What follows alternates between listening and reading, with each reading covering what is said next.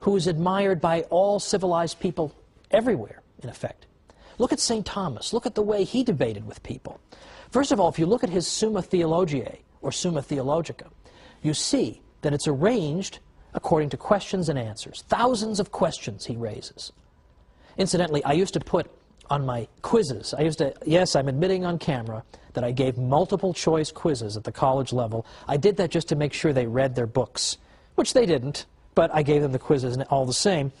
And one of the wrong answers I gave was, the church told people not to ask questions. Now, if you were even slightly listening to anything I was saying, there's no way you'd circle that answer. You wouldn't believe how many of them would circle it. I could have spent the whole semester standing up there saying the church fostered a culture in which questions were routinely asked. Wouldn't have made any difference. They've already been told the church hates knowledge. And so they all circled the wrong answer. Well, in any event, St. Thomas Aquinas asked question after question after question. And if you notice the style of his writing, you notice the organization of it. He and other scholastics debated things in this way.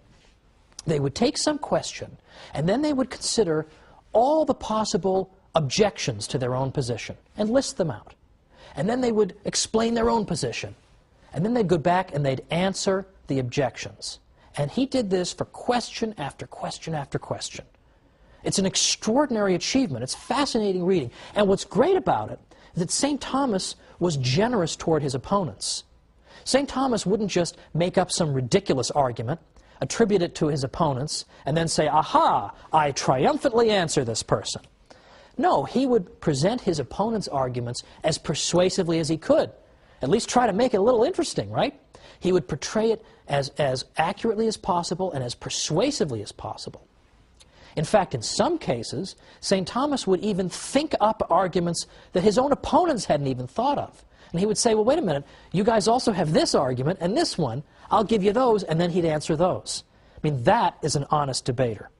That's what Western intellectual life was like. And you see it in St. Thomas. It's organized in effect, the format of a debate, an ongoing debate with antagonists.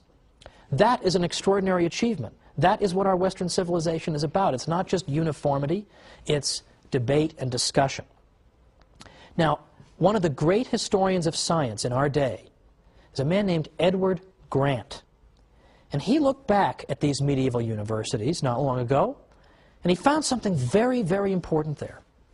And he said this, he said, what made it possible for Western civilization to develop science and the social sciences in a way that no other civilization had ever done before?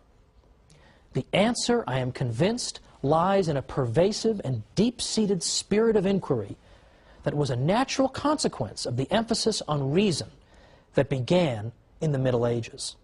With the exception of revealed truths, reason was enthroned in medieval universities as the ultimate arbiter for most intellectual arguments and controversies.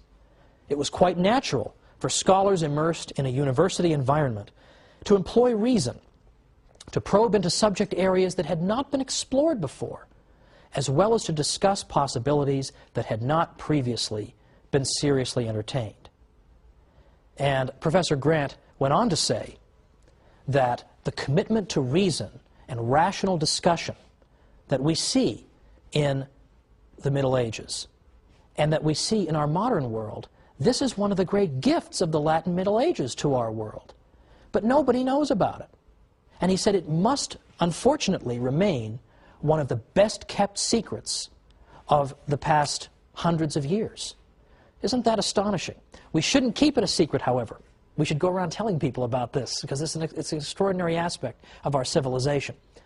Let's just end with St. Anselm, for example, is another example of what I'm talking about. St. Anselm, although he lived just before the universities were getting started, but he had the same spirit of rational inquiry. St. Anselm, for instance, had a book in Latin, Cur Deus Homo, which has been usually rendered in English as Why the God-Man, or Why Did God Become Man? Because St. Anselm used purely rational argument to try to consider, why did God do the extraordinary? Why did he become man and dwell among us? If he wished to reconcile the human race to himself, why did he not simply make a declaration from heaven. Why did he become man? And St. Anselm explained this by using his own reason, thinking about it. But what St. Anselm is known for the most, perhaps, among philosophers, is that he asked another rational question: does God exist? And he began to use reason to try to uncover the answer to that question. Does God exist?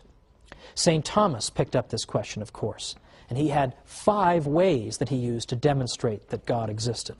And this is where we're going to pick up next time, because this intellectual tradition of debate and discussion and reason turns itself on the faith itself and asks questions like, does God exist? And if so, can we demonstrate it? And I'm going to suggest that they did it. How did they do it? We'll see next time on The Catholic Church, Builder of Civilization. See you then.